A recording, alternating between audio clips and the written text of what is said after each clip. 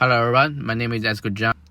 In this video, I want to talk about the recent, Amazon's closing of thousands of Chinese seller accounts. I want to talk about this, but before I do that, you may notice that I have some change on my channel. I add my Patreon. Finally, I want to thank, American technology, American internet. Before I thought you have to be American to be on that platform like Patreon, but no, you can beg for money even if you're Chinese. So, I don't expect people to donate a lot to me or even any to me because this is a small channel. But just in case you may want to drop a few dollars, you want to hear me, encourage this Chinese dude to speak about things happening in China, from the perspective of just a regular Chinese Joe or regular Chinese John, who, hasn't been abroad but studied English, studied foreign countries. I do translation. I did translation for a few years, so I know pretty much what is happening in the West and of course in China. So if you really support me, you can go to my Patreon page, and like the description in the Patreon. I don't expect a lot of money, but if you I will use that money to make the world a better place, to feed the cat and the dog who nobody else would feed to. And also, I will put my PayPal link in the description if you want to just send money to my PayPal. But let's go to the main part of this video. You may have heard that recently Amazon has closed thousands Chinese seller accounts. In Shenzhen,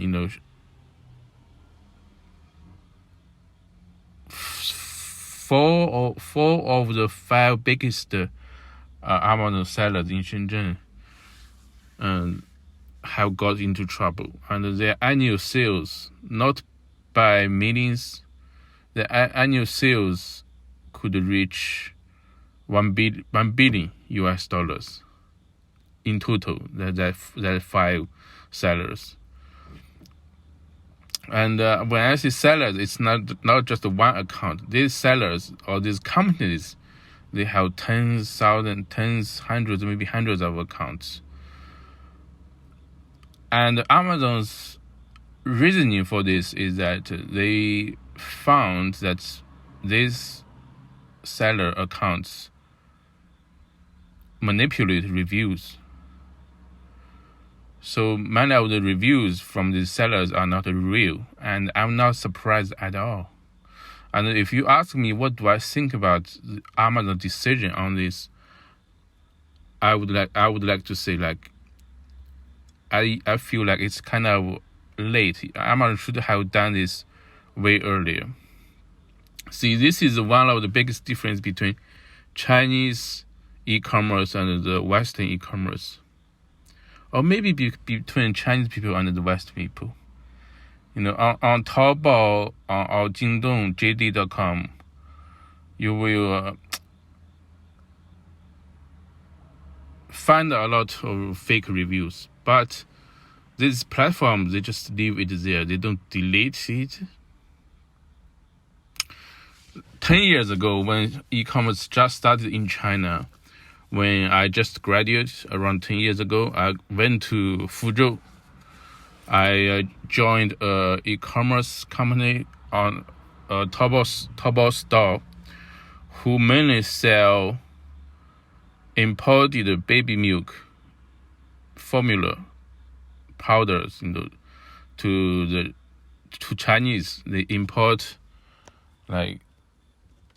美赞成. I forgot the English, but the Chinese name is 美赞成.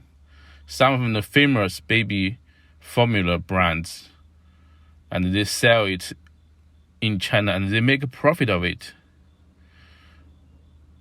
Why is that? It's because, they have a lot of fake reviews. Their store ranking is quite high. Before, at that time, they have Crown, 5-star, 4-star. So when I was in that company, over half of my time was consumed in doing fake reviews. What I did is that I register fake accounts. I pretended that I'm a buyer, and I communicated with the seller. After a while, I pay. And that was 10 years ago. But this problem or this phenomenon or this issue has been around all the time. Maybe not that, before that, you don't actually have to shape the product to complete a fake review. But nowadays, if you want to do a fake review, you have to let the seller send you the shipment, send you the parcel.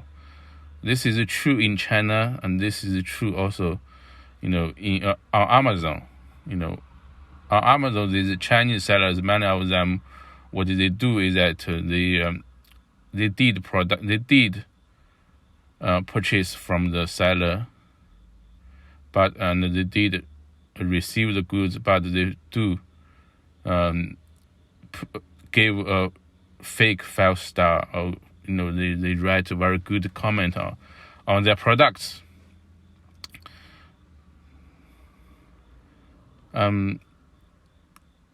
This is things like this. People know it in China, but in the West, this is fake. This is what's the word? Unethical or immoral, something like that. Unethical. And maybe it's has something to do with the business environment, and even have something to do with the people. Maybe companies here are fake, products are fake, people here are fake. Maybe has something to do with it. Maybe. And it did, like, they call it review manipulation, and this is really bad. Some people, many people, most people, they decide whether to buy or not mainly based on the reviews. So if you have a really bad product, but you bought reviews, people wrote very good reviews for this product, there will be victims falling for that, right? So I totally, this is not a China or versus America thing, or China versus the rest of the world thing. This is, business conduct.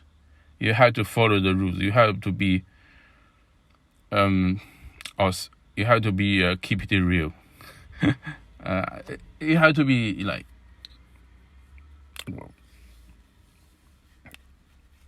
when you are on their platform, you have to follow their rules.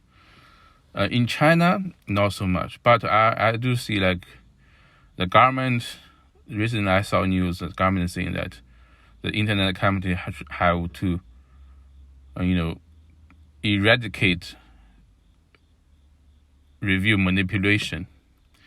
And they talk to Alibaba, they talk to JD.com, This is not a small issue. It is very costly, if you buy a very bad product just because you read the reviews, the review said it's good. It's very costly to individuals and also to the society. So yeah, that's what I have to say for this video. Thanks for listening. I'm out.